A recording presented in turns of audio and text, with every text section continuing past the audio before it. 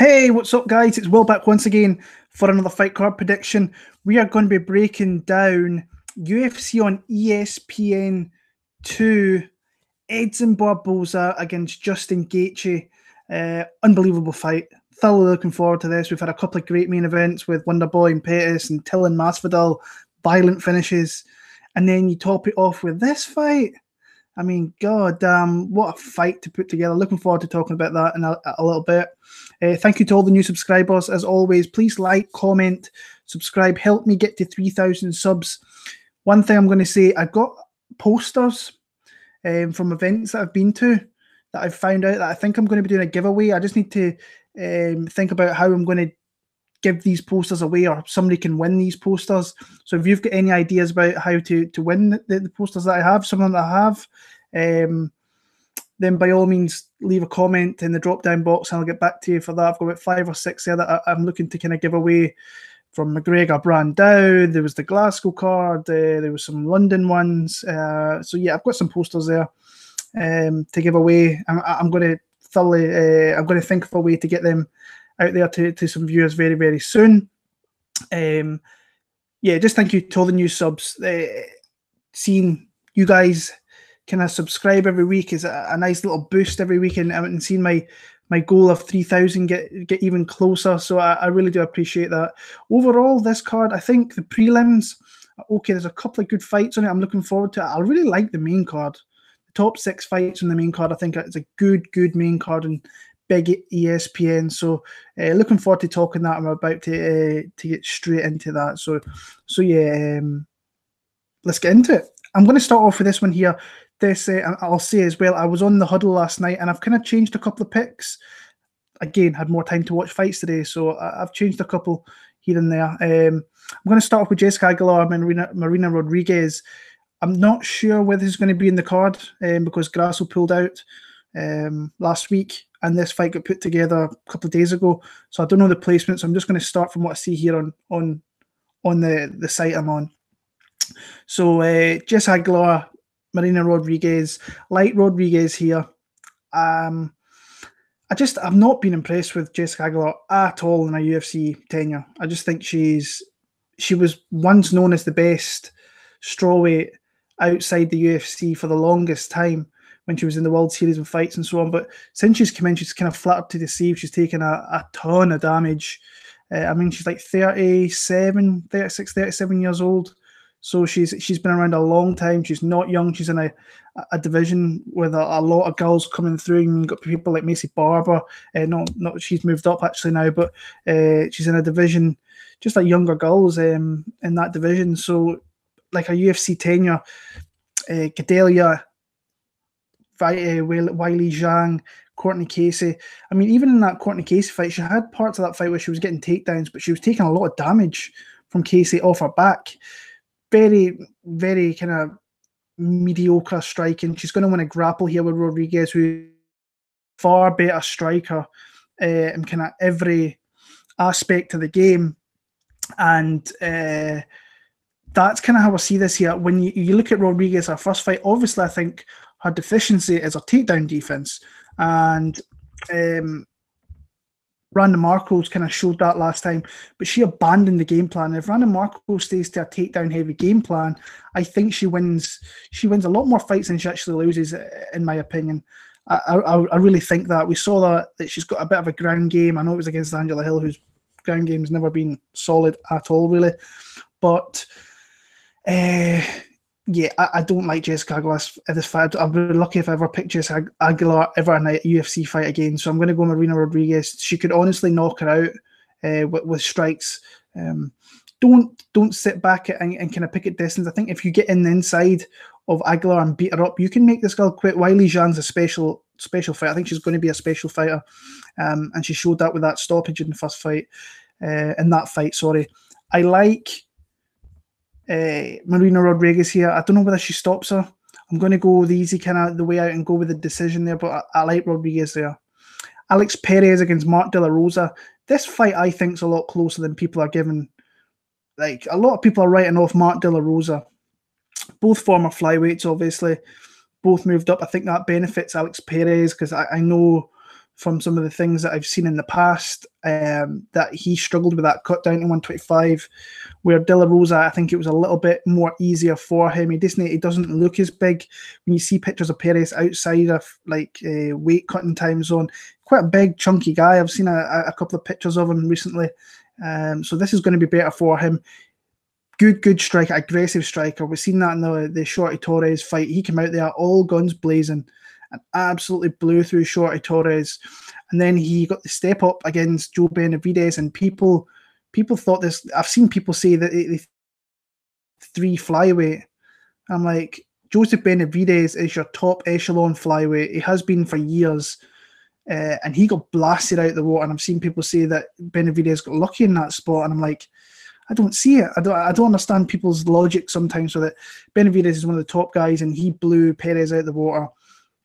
Now moving up there, what I like about Perez, like I say, striking's really good, strong takedowns, keeps a good pace, makes some mistakes. I'm not sure De La Rosa will be able to kind of capitalise with that, especially on the feet. Where I think De La Rosa could maybe capitalise is these takedowns that Perez has, because De La Rosa is a very strong fighter off his back, and he's a good submission grappler. And that's where I think he might have an advantage if it goes to the ground and it's an extended period down in there, depending on what position he's in. If he's on with his back against the mat, then that's not good. If he's in the top position and he has the opportunity to maybe move Perez around where he can maybe get to the back or side control or just a better position, I think he could catch him here. I really do. A couple of wins in the UFC, obviously coming against Tim Elliott, got caught in a choke himself there. Elias Garcia, Joby Sanchez, 2 very low-level guys who are not in the UFC anymore. So, this is a good fight for him, I think. But I'm struggling to pick him. I think the betting line, I saw the betting line yesterday, and he was plus 230, I want to say he was. That to me is a little off. I think this fight's a lot closer than that. I do have Perez as a favourite if I was setting betting lines, but I wouldn't have it as high as that. Like I said, I like the strong takedowns. I like his strike, and I think this is where if he keeps it on the feet, he beats De La Rosa handily. But if it goes to the ground, then I think he could be in some troubling positions. I really do.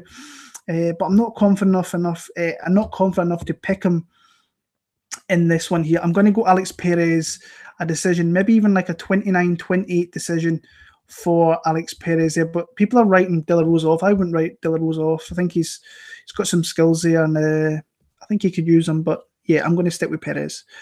Marina, Moroz, Sabina, Mazo. Sabina Mazo's fought nothing but cans and like girls with big flaws in their defensive striking, and that's shown, and especially in our last 2 head kick ones. Of course, you see a girl with, I think she's 5 or 6-0 and 2 head kick knockouts in the first round. That draws your attention. I was more impressed with the 2 fights she had over 25 minutes. So she had 50 minutes octagon time. So that's like cage time. That is a big thing in a young fighter's career, is having that, especially that amount of time in the octagon. You can learn so much about yourself. I didn't really take much stock from the 2 head kick knockouts because, like, Pat Miletich said it absolutely perfect in those breakdowns. Like the girls she was against, they were moving into positions where they were asking to get head kicked. Like they were angling off in wrong directions where those head kicks were just a perfect alignment for Mazo to throw. And she caught them with it. Like I say, the one thing I am impressed with, I think her striking's decent, but she is very, very green still. And people are taking a lot away just by those head kick knockouts. I took more out the 2 25-minute fights that she had. I think she's got potential to be a strong fighter. She's did this camp at King's MMA with Rafael Cordero, so he's a great coach who's going to pass on the years of experience that guy has, the shooter box, and all the stuff that comes with him. Marina Moroz, she came into the UFC with a bang, obviously, with Jojo Calderwood. There was a whole load of things going on in Jojo's life back then, but still, you can't discredit the win because of that. She caught in a submission in the first round. That was 4 years ago, nearly. Since then, she's not looked good. She's not looked good. And the girls that she's beat are not in the UFC, and the girls that she's lost to, Letourneau's tough. She's a game veteran. Esparza, former champion, I suppose. Angela Hill. She just doesn't throw a lot of strikes. Like the most strikes she threw was actually in the Angela Hill fight, where she thoroughly got outstruck, but she had a lot more output than she has in previous fights. Like I say, I kind of want to pick Maryna Moroz, but then I'm sitting here saying I'm going to pick Maryna Moroz, and I'm thinking you are a dipshit if you're picking Maryna Moroz. But this girl is green, this Mazo. I think she's green, but I do like her 2 last fights going 50 full minutes in the cage. I think this could be low output. I think there's not going to be a lot of action in this one. Like I say, I've got a gut feeling that Moroz might make this closer just for the fact that it's going to be a low output fight. I'll pick Mazo. Would it surprise me if Moroz won? Hell no. I've seen people this like last few days saying they want to put a lot of money on Mazo. But different people see different things. So like, I say that all the time. But would it surprise you if Maryna won? No, I'm going to pick Mazo in a very uneventful 3-round fight, maybe 29-28. It wouldn't surprise me if like Moroz got a judge's card in there, maybe get a split. But unfortunately, it's just hard to pick Maryna Moroz in this spot, so I'll go Mazo for the win there. Borg, Kyler Phillips. Borg was supposed to face it Ping Wang Lu. That was going to be an interesting fight. Borg, we all know about his struggles outside of the cage with his little boy. Heartbreaking stuff actually, and everything's been fairly quiet with that, so hopefully his little boy's coming through. He had problems with his family where he had to adopt his daughter's wee girl, and he's got full custody of her now, so the guy's had a lot on his plate. And obviously I actually forgot when I was doing the Huddle podcast last night that it's been a year and a half since the guy last fought.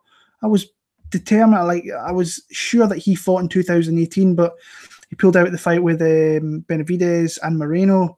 Last win was a couple of years ago against Formiga. That's a great win because Formiga is the #1 contender in that flyweight division, and his last loss was obviously DJ with that beautiful submission armbar. So very scrappy guy. I think he's coming into his own as a fighter with all these skills with his striking. I've always thought he was a good ground fighter, just a good polished mixed martial artist. But loved the fact when he went to Jackson, he started to kind of progress himself in all aspects. Always thought of him as a kind of not a ground specialist, but yeah, I just think he's a good. He fights to a game plan very good. I like the fact that he's went up to 135. We don't know the certainty with 125. So fighting up at 130, grow into a body a little bit better, be a little bit bigger, stronger, faster. That weight cut's not going to hurt me. He's had weight cut problems in the past before. But like I said, that was going back a couple of years ago. Kyler Phillips, didn't really remember too much about him until I went back and kind of watched a couple of fights today, and he was on the Dana White show, had an impressive win on there. But yeah, nothing really kind of stands out. I think Borg, in my opinion, is a little bit better everywhere. I think maybe Phillips can be more content on the feet. This is a big step up in your UFC debut against Borg, who's had big fights against big fighters, been around the big scene, the big show for a long time. Yeah, I think that Kyler Phillips will maybe win a fight or two in the UFC, but I like the fact he comes from a great camp. But I like Borg in this spot here. Like I say, this is one of the fights I've not really watched too much into. Just kind of ran out of time. I've got no other time to put this video out but today. So this is one of the ones I didn't really watch as much on. So I'll kind of actually maybe go via submission. End of round number 2 there. Moving on. Kevin Holland, Gerald Meerschart. I'm pretty confident in Kevin Holland in this spot, actually. Initially, I didn't really like him in the fight because he talks too much for my liking. And he does it during the fights. But the guy's got skills. The guy's got some serious skills, and kind of getting slow. I'm going to say the slow roll in the UFC, maybe a little bit, because he's like he came in obviously against Thiago Santos, and that's obviously a hard fight, especially in short notice coming in against that guy. Then got John Phillips. We all know what John Phillips. He was one of the most low-level fighters the UFC's had in a while.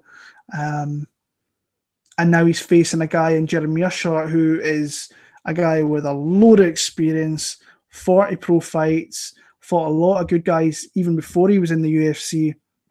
And since he's come into the UFC, he's got a 4-2 record at all stoppages. So he's a finisher.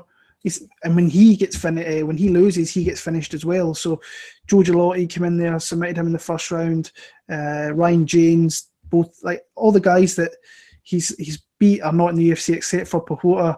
The Pahota victory is one I took a lot away from, because Oscar won that first round and then came out there and he showed he's got a very, very, very dangerous ground game, and it's something that's shown all the way through his career before the UFC.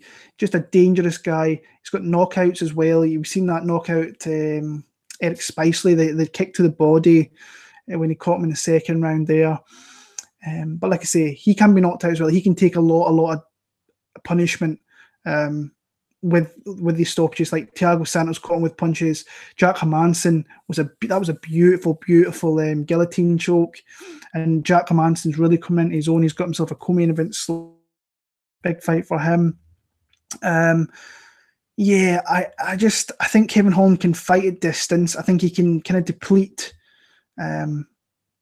Gerald from there. I think if it goes to the ground, it'd be a little bit interesting.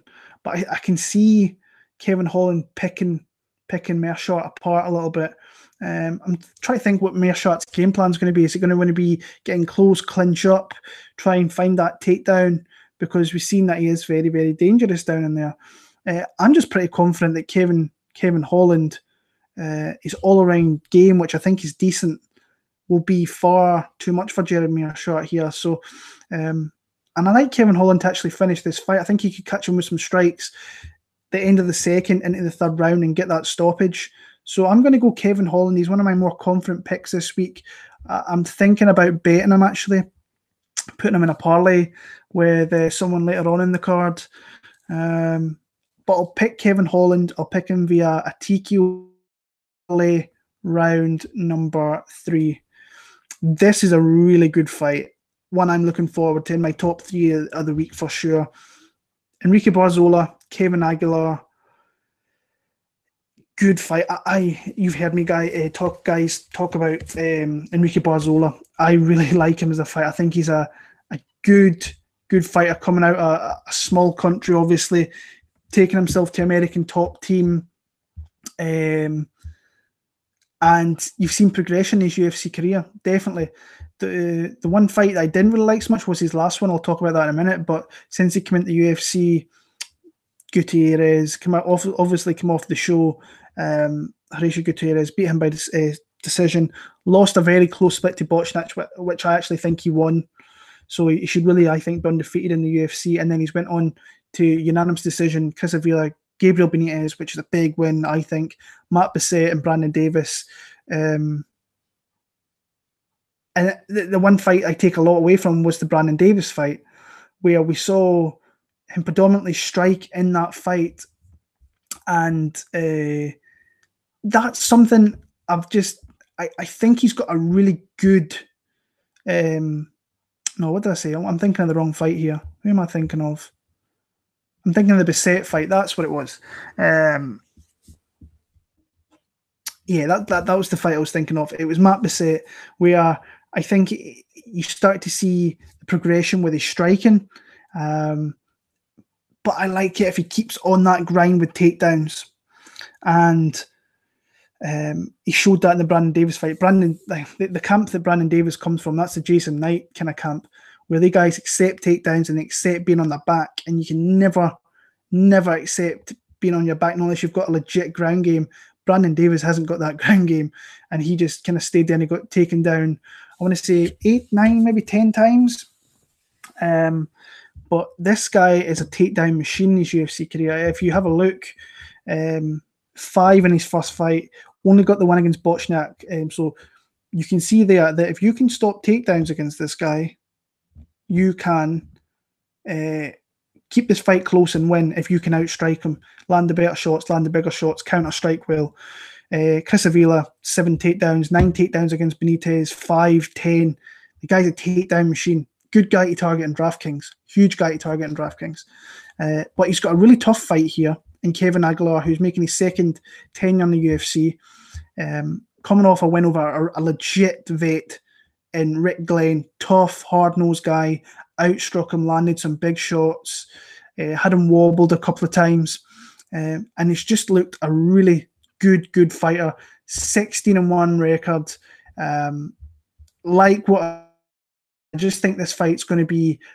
I'm just interested to see what Barzola's game plan is going to be.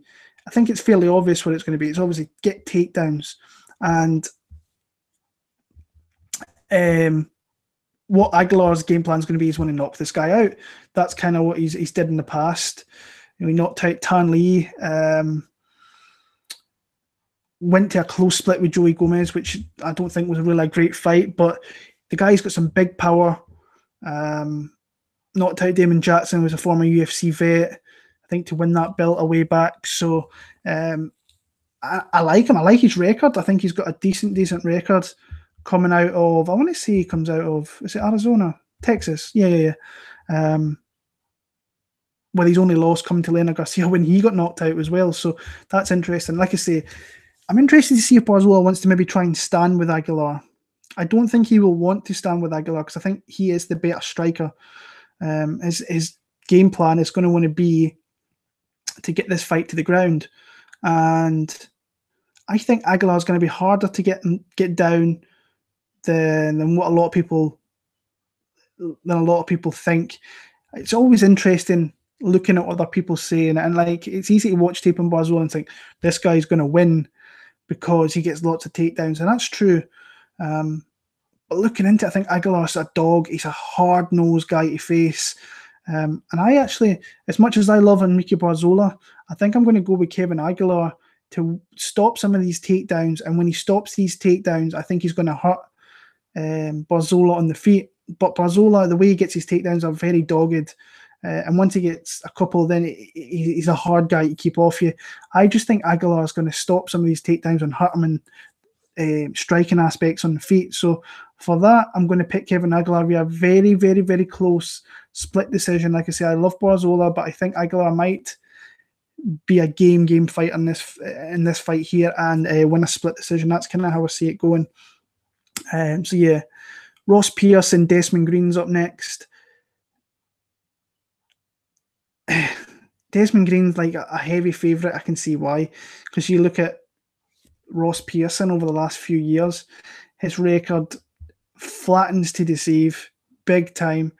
There's obviously a clear path to victory here for Desmond Green if he uses his wrestling, but I don't know whether Desmond Green's going to want to use that, like his wrestling. I think that this fight is going to be a lot closer than what people think it is. I don't see him.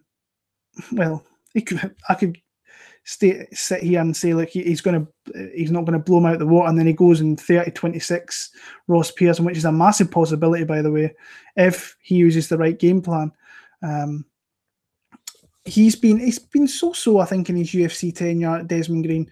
I think that last fight against Tysonov was more a fact that Tysonov just didn't look as good as what he has done in the past. Beat Gleison Tibau, lost to Pezares and Habilov, beat Josh Emmett, which I think was I was a little bit iffy with that fight. Honestly, I'm not. See, this is Sabina Mazo type spot again, in my opinion. But it's hard to pick Ross Pearson in UFC fights. But I've got this sneaking suspicion that Ross Pearson's going to make this fight very, very close. I think his volume, if these guys strike, could be key to winning this fight here. If he can keep it standing, depending on the game plan of Green, and how his output looks, because he does throw more strikes. I don't want to say he's accurate, but he's not the most accurate guy, but he throws a lot of output. His takedown defense actually isn't too bad. I'm not sold on Green here, and he's got all the advantages. He's the bigger guy. He's got the reach. He's a southpaw fighter. So yeah, I'm just interested in the game plan of Des Green here. I really am. He should beat Ross Pearson convincingly. I'm just not sold on it. I think this is going to be a close fight. I think if he doesn't get some of these takedowns, then I can see Ross Pearson potentially out-voluming Des Green and winning rounds through that. But again, it's hard to pick Ross Pearson in UFC fights. So I'm going to pick Desmond Green. I'm kind of pussing out in this one. And if I'm picking Desmond Green, that means I'm going to pick him to win via decision and him getting takedowns. But I've just got a sneaking feeling that he's not going to do that. Either that or he puts him against the cage and kind of grinds on him for 15 minutes. But I'll pick Desmond Green 29-28. Like I said, I don't know. I've just got a funny feeling with that fight that it might not be as clean cut as what people are saying. One of my top 3 fights again, Sheymon Moraes, Sodiq Yusuff. Great matchmaking, really good matchmaking. Had fun watching these two fights for these two. You guys know I'm a big admirer of Sheymon Moraes. Love his fighting style. I wish he had a bit more volume because the stuff he does throw, he makes it count. Great counter striker, beautiful body kick, beautiful low kicks as well. And he hurts guys. That Julio Arce fight dropped him in the first round. Probably made it a little bit closer with the fact that Arce was looking for chokes at the end of that one. Second round came out, caught him with a beautiful elbow, which absolutely gutted Julio Arce, and there was blood all over the joint. On Moraes, obviously on Arce, it was on Paul Felder's phone, it was everywhere. And then in the third round, caught him with a beautiful straight right, which has dropped him and went on to win that fight. I don't understand how that fight was a split. I thought it was maybe 30-27, at worst 29-28, so it should have been across all the scorecards, but it never turned out that way. Matt Sales started very well, counter-struck well in that one. But the guy fades a little bit. And that's something I can't say about Sodiq Yusuff, who is another solid guy and another exciting addition to this UFC featherweight division. What can we say about Yusuff? Massive power. Very controlled overhand right, very fast, good conditioning. Someone that obviously I knew before he came into the UFC, fought Dylan Took, which was one of the guys from SBG. So whenever I hear fights from people that are facing guys from SBG, I always kind of keep an eye out and see what's going on with that one. 5 of his wins via knockout, 3 via decision. Went on to the big fight that I took a lot from. He's obviously got that loss there. If you haven't seen his loss against Luis Gomez did not win his strike with this guy. Did catch Sodiq with a couple of good shots, but his back was against the cage. He was looking to clinch up. He really wasn't wanting anything with Sodiq on the feet, and that's fine. I can see why. And then he went for an arm drag and knocked him out through that and followed it up with punches. So he face planted, hit him with a couple of strikes, and that was that. But the fight I took a lot from, I'm not really even counting this the Mokhtarian fight because the Mokhtarian brothers are trash to say the least. And he went in there and absolutely destroyed him inside a couple of minutes with those fast hands, big combination striking. The Mike Davis fight, that was a big step up for him. Fought a super controlled fight in every aspect of that fight, from leading the dance when he was pushing forward, was done in the bigger strikes, huge leg kicks, especially the calf kick, which disabled Davis very early on in that fight. And then I think it was the second round, he had his back against the cage, and usually that means that the fighter who's advancing is kind of leading that and everything else there. But it was Sodiq Yusuff who was picking the shots right. He was the one getting off first and controlling that. And that's a special kind of attribute to have if you can control aspects, being the aggressor and being the kind of defender, to say the least. But he hit him with a lot of heavy shots. Mike Davis showed a lot of toughness in that fight. But this this kid looks a super athlete. The one thing I'll take away from that UFC fight that he had was I think his brother died fight week or very recently, and he plugged through that there. The influx of fighters from Africa, they're kind of taking over now, and we're seeing more of them. There's another guy straight after this who's coming in from Africa. They've all won recently, so the confidence is super high with these African born fighters. Yeah, but Sheymon Moraes is no easy out for anybody, and I can see why people would want to. I think I've bet Sheymon Moraes' last 2 fights as an underdog, if I remember right. Cashed them both times. That's always awesome. He's an underdog here. That initially took my interest, but then when you watch Sodiq Yusuff, I'm super impressed with him, especially over 15 minutes. You've seen that Chuka fight where he fought very composed, landed big shots. He can get you out there, but he can also work hard for 15 minutes. And the power's always there. Where Moraes kind of fades and can look a little bit vulnerable in some spots. I see there's a lot to like with Sheymon Moraes. And this is a hard pick against him here because I think that I want to say he's live, but I've got a feeling that he's not because I think I've got a pretty high ceiling for where I maybe see Sodiq Yusuff. So yeah, I think you have to have a good wrestling game with this guy to maybe give him problems and maybe wear him out. If it's going to be a striking battle, I favour Sodiq, especially with his hands. Just be careful with those body kicks on Moraes that he doesn't catch you with something that's going to like really hurt you. I'm going to go Sodiq Yusuff to win via decision because I do rate Moraes very highly. I think he's a good fighter, and this is great matchmaking. But I'm going to go Sodiq Yusuff, unanimous decision now. Paul Craig against Kennedy Nzechukwu, I think it is. I watched this guy this afternoon, and I had in my head how I'm going to pronounce this name, and yeah, can he do it? So the more I probably hear it, I'll get better at it. But Nzechukwu, I think that maybe it's what it is. Super green fighter. Can't say I'm impressed with what I see. And like I say, only 6-0, had a couple of fights on Dana White's Contender Series. The Anton Pearson fight was where I first saw him, obviously. Got dropped twice in that one. I think the right decision was that he got the split. Humongous reach on him. And he will have that over pretty much everybody. I think he might be, after Struve's maybe retired now, he's probably second behind John Jones with like an 83-inch reach. So that's something that he has to use, but he doesn't really use that all that well. The second fight against, in some spots in that Pearson fight, he did use it to good effect early on, but he kind of got away from that. And you can see that Saif Saeed, the Fortis MMA head coach, was trying to get him to fight long, get back, use the double jab, and then catch him with another left hand after that. So throw the right jab out twice and then catch him with the left.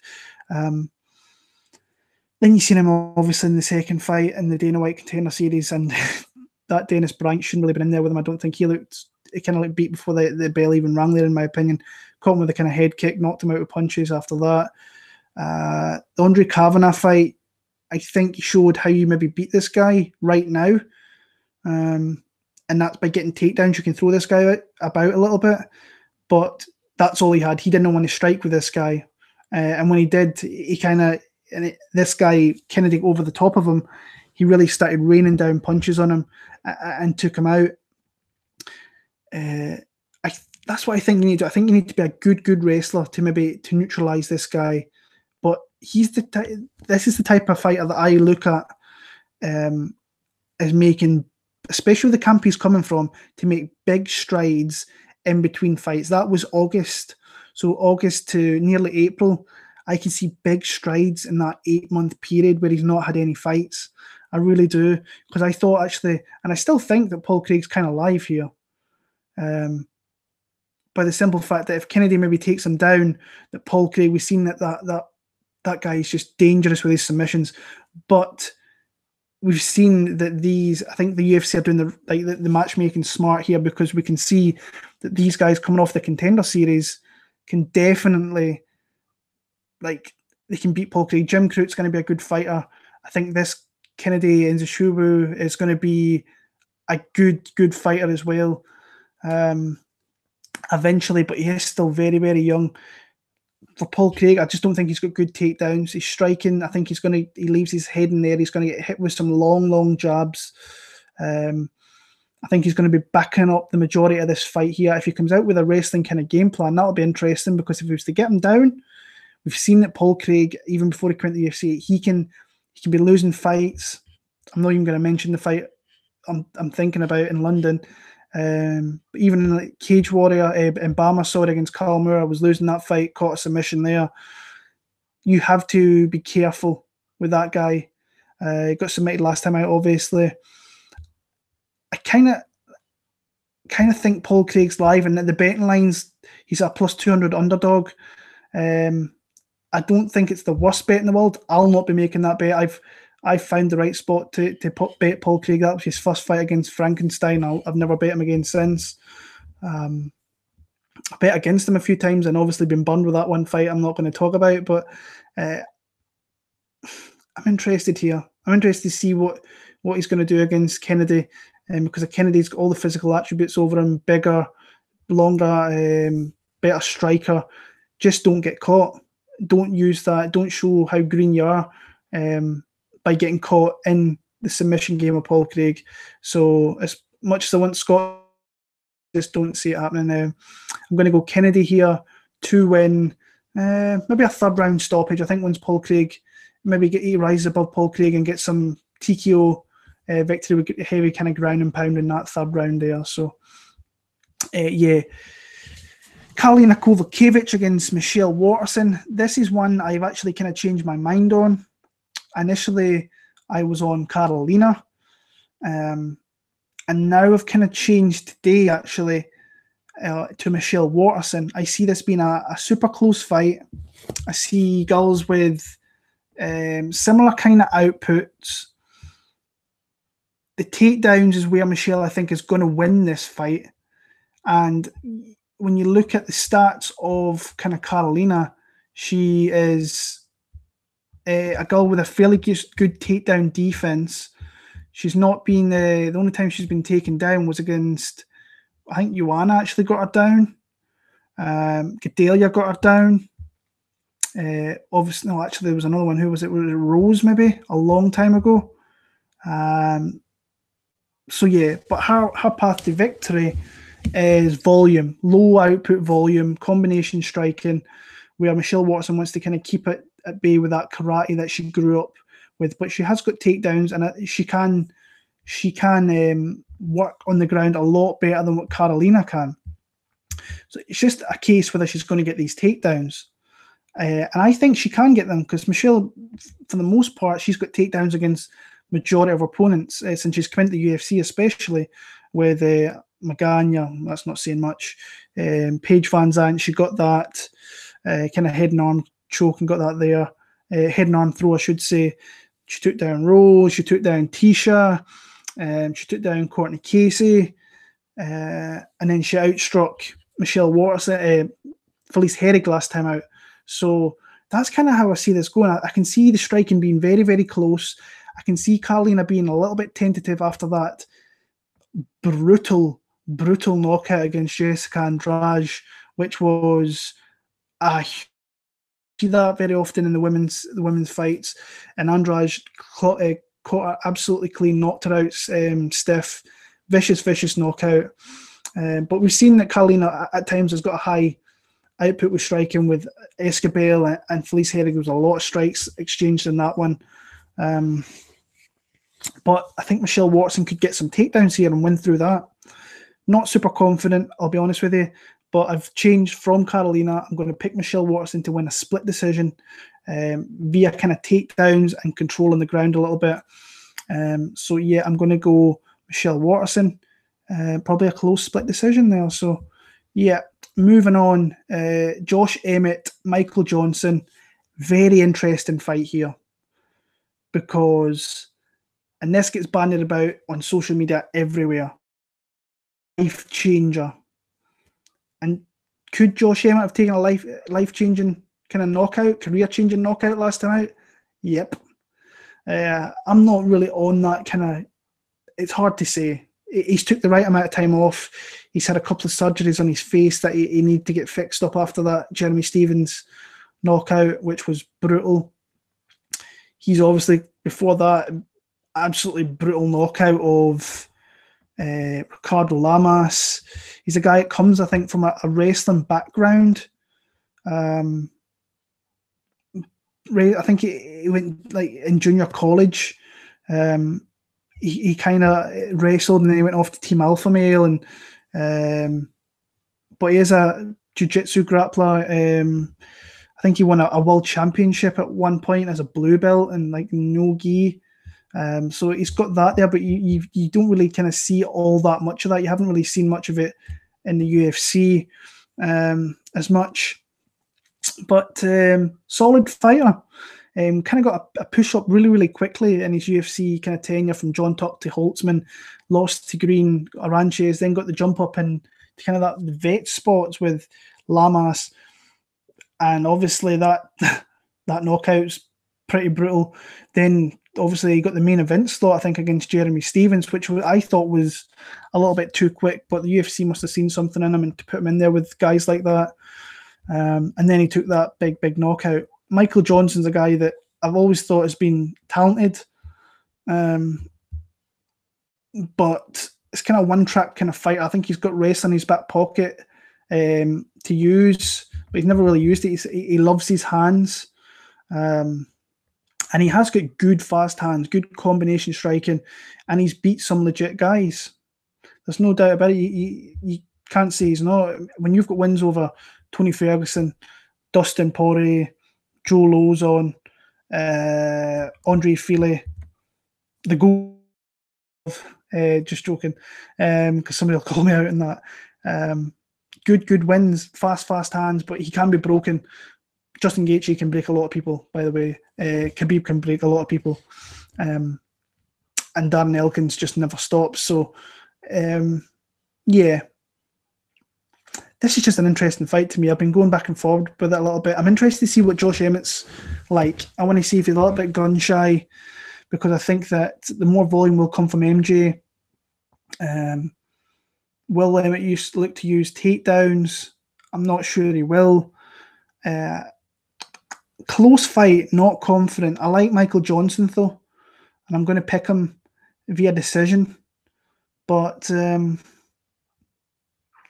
yeah, I'm interested to see how this fight goes, because I don't think that Michael Johnson's looked all that good at 145. He missed weight against Lobov, so it's obviously a struggle him getting down there.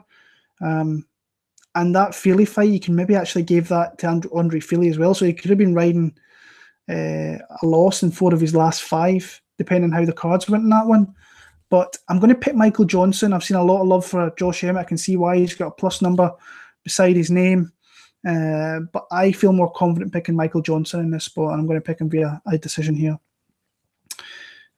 David Branch against Jack Hermansson is your co-main event in this one here. And I'm picking Jack Hermansson. Dave Branch, solid fighter, has been for a number of years, going through from his old UFC days. He's run through the World Series of Fighting, where I think he was 10-0, winning 2 titles there. Got his comeback to the UFC, and has been given some decent opponents. Came in against Jotko and did the business there, did what he was supposed to. Then got a massive step up with Luke Rockhold. Thought he looked good in that first round against Rockhold, landed some big shots, but then ultimately got knocked out once that legendary top game of Rockhold kind of came to fruition. Then he knocked out Thiago Santos in the first round. I didn't see anybody calling that. I didn't see anybody, like I said, did not see anybody calling David Branch to knock out Thiago Santos with strikes in the first round. And then he got knocked out himself in the second round. Didn't look good at all, taken away from Jared Cannonier, who did look very, very good in that fight. But predominantly a really good grappler, really good submissions, had a lot of wins via submissions back in the World Series of Fights. And he's got decent wrestling himself, and his striking's so-so. But I don't know. I want to see where he's at. I want to see, because he's not going to be challenging for a title. I think he's one of these fighters, actually, it might not be around the UFC all that long, depending on how big his contract is World Series of Fights are doing big fights. They are $1 million first prizes. Wouldn't surprise me to see him kind of go back there. And he's got a guy who I know is super hungry in Jack Hermansson, who is, I think, a very dangerous guy. Super dangerous. I've always thought that. And it's obvious. You've seen him come through Cage Warriors. Super, super dangerous. Great pace that he keeps. Big power. I love his gas tank. And obviously, I love his top game. I think he's got one of the best top games in the entire UFC with ground and pound. Guy's got a lot of heart. We saw that in the Thales Leites fight where he won the first, lost the second. He injured himself. I thought he was on his... I bet Jack Hermansson in that spot, and I was like, I've lost money. I've completely lost money there. Managed to come out of a tough submission there and then get into the third round and then knock out Thales Leites in Brazil. Huge win, especially before that, losing Thiago Santos in Brazil. Down in there, and like his only 2 losses in the UFC are to Thiago Santos getting knocked out and getting submitted via Cesar Ferreira. So, in saying that, there his submission is maybe somewhere where David Branch might look to exploit him, but I think he's got a fairly good ground game. I think he's got good awareness of jiu-jitsu. His coach, I can never remember his name, but he's a 3rd-degree black belt under Ricardo Laborio.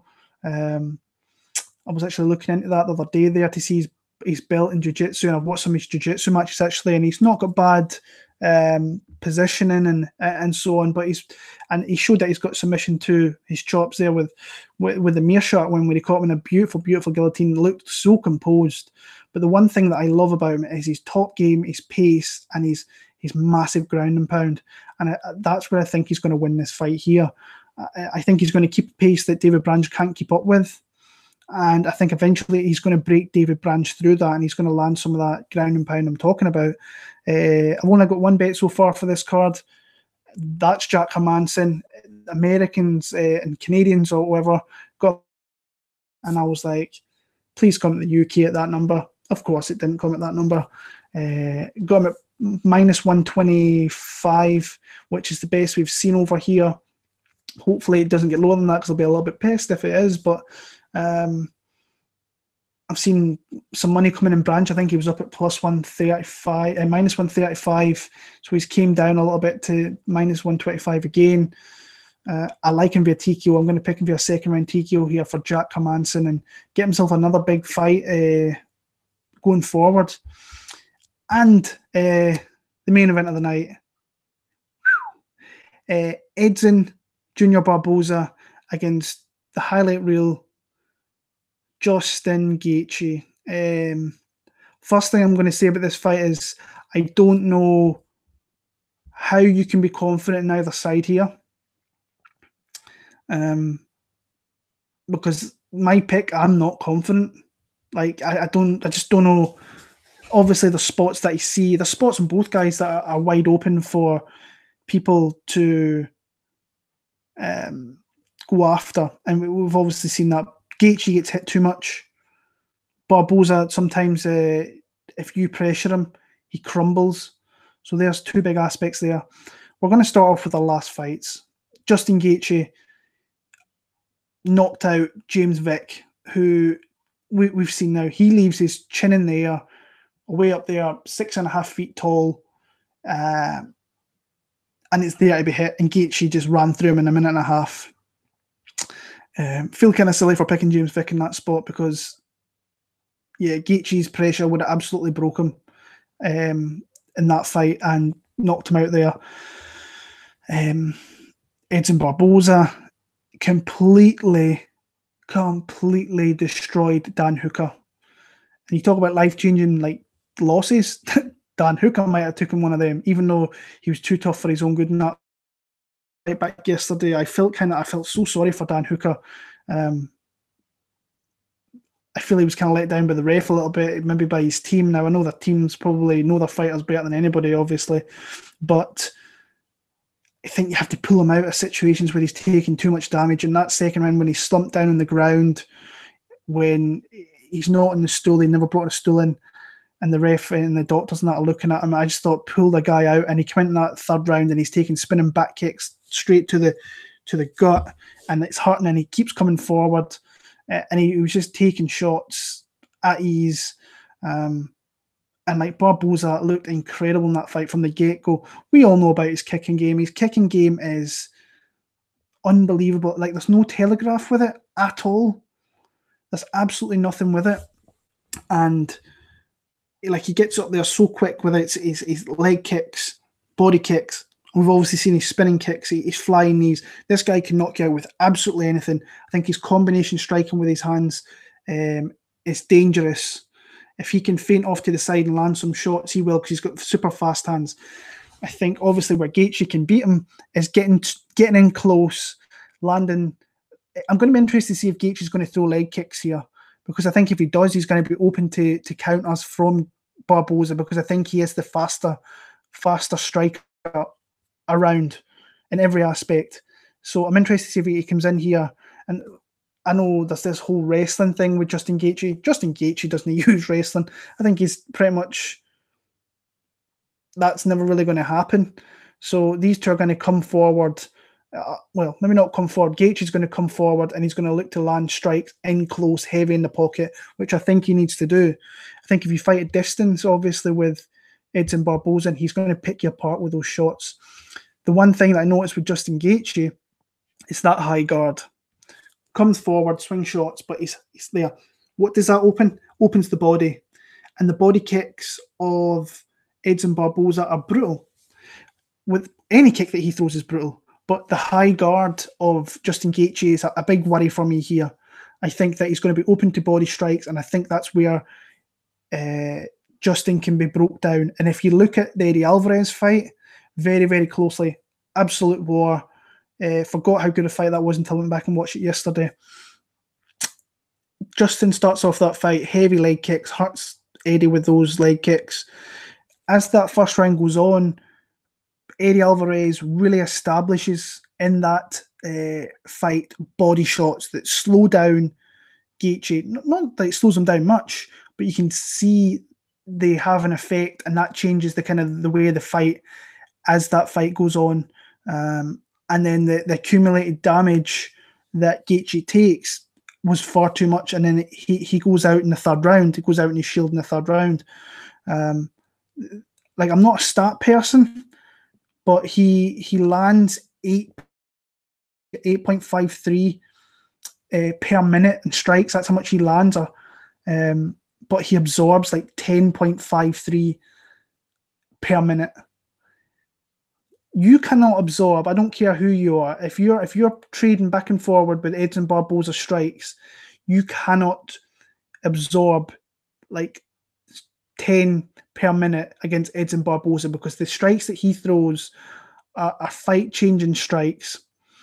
You need that pressure and game plan. So that's something he's got there. So that's obviously a big output of how we could win this fight. And pushing forward, not letting Edson spin off, not getting him hit, landing those big strikes, and maybe trying. It's weird to say with Gaethje, but try and fold him up a little bit. Try and maybe get a dirty clinch and try and work in there, because, like I say, Barboza, he gets tired. He gets tired, and he's a little bit open for striking. But the thing is with Barboza, that his technique is so good, the power stays throughout the fight, because his technique is imperious. Like, it really is, with all these strikes, especially with his kicking game. You've seen that in the Hooker fight. Like, it was so fast, so powerful, because his technique is so clean.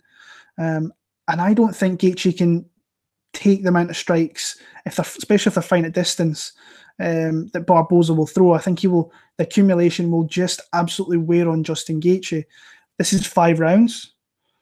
So it's interesting to see if this goes after 3. Maybe Gaethje, depending on the amount of damage he's took, seeing how much he comes, he might have the advantage late on in the fight, because he's been 5 rounds before. So was Barboza, to his credit, or he's been majority of a fight with Kevin Lee, even though he was like getting pressured. But like, even at any point of that fight, or any point of any fight, I should say, can hurt you. He did it with Kevin Lee. He caught him with a spin kick that Kevin Lee was floating about, doing the chicken dance and all that jazz. so he can hurt you. Great fight, unbelievable fight. Like I said, I think the high guard is a big thing here, where Gaethje has his hands high and his bodies and his midriffs are wide open, and I think Barboza will take advantage of that. So I'm going to go Edson Barboza, second, third round knockout of Justin Gaethje. I've seen a lot of people in Justin Gaethje. I can see why. It's a hard fight to kind of nail your flag and pick a winner. But I like Barboza in this spot.